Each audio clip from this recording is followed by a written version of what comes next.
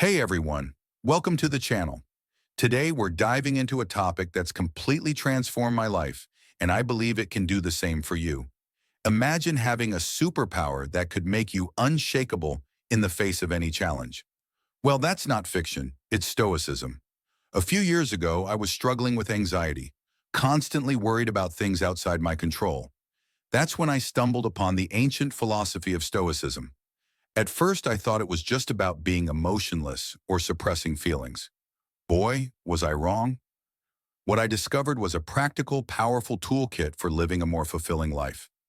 Today, I'm sharing the hidden secrets of Stoicism that I wish I knew when I was younger. These insights have the power to transform your life, just as they did mine. So, let's get started. What is Stoicism? Before we dive into the secrets, let's quickly cover what Stoicism is all about. Stoicism is a school of Hellenistic philosophy founded in Athens by Zeno of Citium in the early 3rd century BC. But don't let its ancient origins fool you. Its principles are as relevant today as they were 2,300 years ago.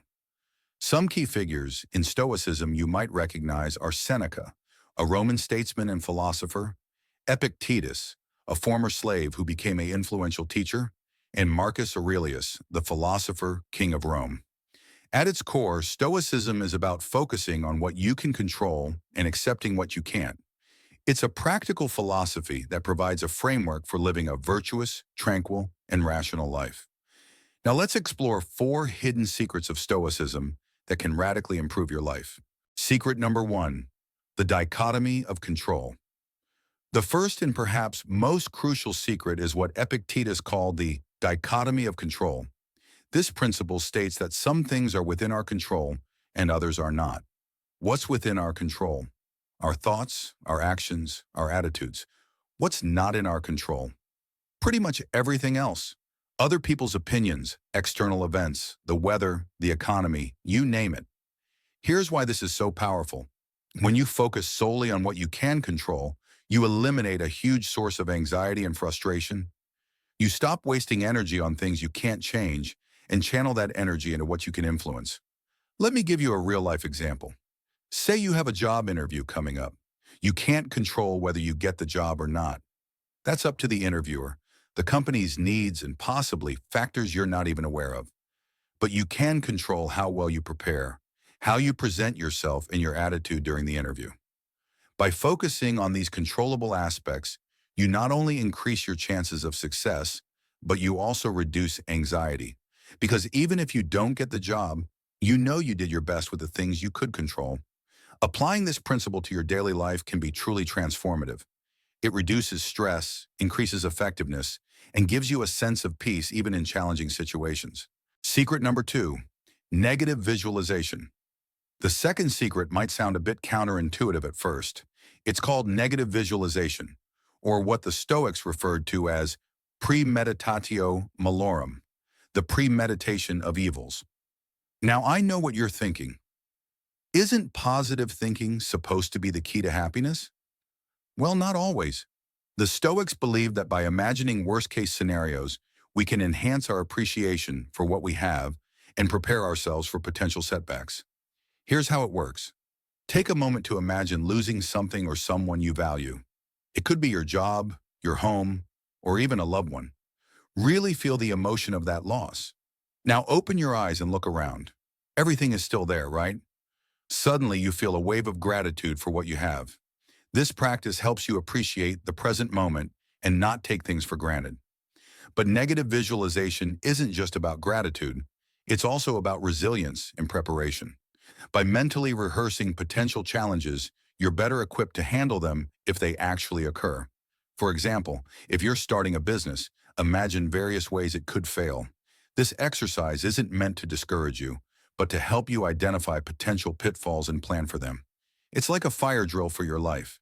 Try incorporating negative visualization into your daily routine. Spend a few minutes each morning imagining losing something you value. You'll likely find yourself more grateful, more prepared, and paradoxically, happier. Secret number 3, Amor Fati, love of fate. The third secret is a powerful concept called Amor Fati, which translates to love of fate or love of one's fate. This principle encourages us to not just accept whatever happens to us, but to love it, to embrace it fully as if it were something we had wished for. Now, I know this sounds challenging, especially when faced with adversity, but the power of Amor Fati lies in its ability to transform our perspective on obstacles and setbacks. Instead of resisting what happens, we learn to work with it. We see every situation, even the difficult ones, as an opportunity for growth and improvement. A powerful historical example of Amor Fati is Nelson Mandela. During his 27 years in prison, instead of becoming bitter, he used the time to study, to reflect, and to prepare himself for future leadership. He didn't just accept his fate, he embraced it and used it as a crucible for personal growth. In your own life, practicing Amor Fati might look like this. When you face a setback, instead of asking, "Why me?" logically ask, "How can I use this? What can I learn from this?" This shift in mindset can turn obstacles into opportunities. Remember, Amor Fati doesn't mean you have to enjoy suffering. It means you choose to find meaning and purpose in everything that happens, good or bad. It's about playing the hand you're dealt to the best of your ability rather than wishing for a different hand. Secret number 4. Memento Mori, remember death. The fourth and final secret we'll explore today is Memento Mori, which means remember that you must die. Now, I know thinking about death might seem morbid or depressing, but the Stoics believe that regularly contemplating our own mortality is key to living a meaningful life. Memento Mori serves as a powerful reminder of the finite nature of our existence. It puts our daily concerns into perspective and helps us focus on what truly matters. Think about it. How many times have you stressed over something that, in the grand scheme of things, is trivial? How often have you postponed your dreams or avoided taking risks out of fear? Remembering that our time is limited can be a strong motivator to live fully and authentically. It encourages us to prioritize what's truly important and not waste time on petty concerns. Steve Jobs captured this idea beautifully in his Stanford commencement speech when he said, "Remembering that I'll be dead soon is the most important tool I've ever encountered to help me make the big choices in life."